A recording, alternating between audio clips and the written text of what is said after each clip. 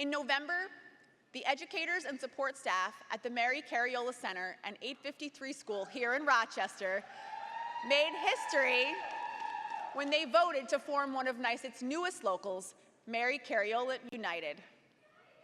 Trevor Francis, I'm the new president of the Mary Cariola United. Thank you. Just before the school year started, a therapist told me they were trying to start a union through NYSUT and asked if I would be interested in joining. Hell yes. I think that was my initial reaction.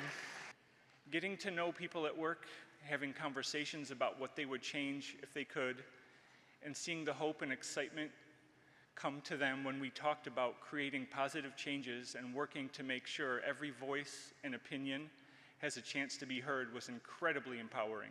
Then management found out what we were doing.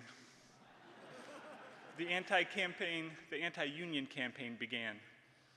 They began mandatory informational meetings, told us all the standard anti-union messages. The enthusiasm, the camaraderie, and hope was beginning to fade under the lies and intimidation. So we worked harder. Every step of the way, thank you. Every step of the way, NYSUT had our back.